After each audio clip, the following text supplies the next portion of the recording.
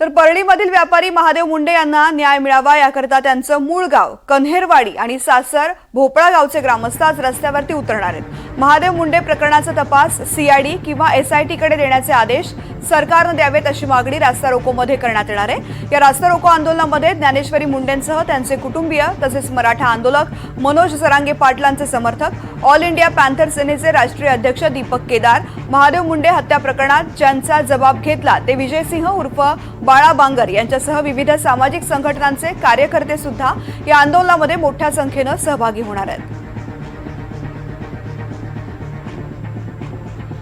आकाश सावंत या संदर्भातली माहिती देतात। आकाश, हे प्रकरण आणखीन चिघळण्याची शक्यता आहे, कारण आज आंदोलनाची शक्यता व्यक्त केली जाते। काय नेमकी मागणी आहे आणि कोण कोण आंदोलनामध्ये सहभागी होणार आहे?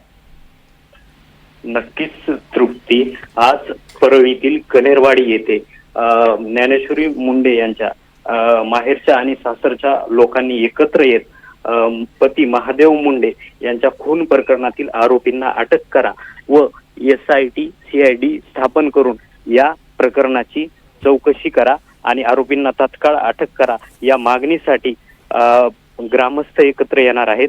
या आंदोलनामध्ये मयत संतोष देशमुख यांचे बंधू धनंजय देशमुख,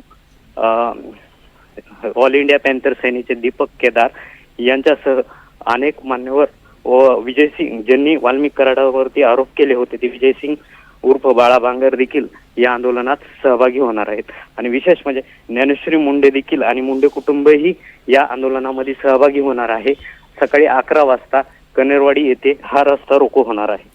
निश्चित आकाश, आंदोलनासंदर्भातले अपडेट्स घेत राहू। तुर्तास धन्यवाद संपूर्ण माहिती करता।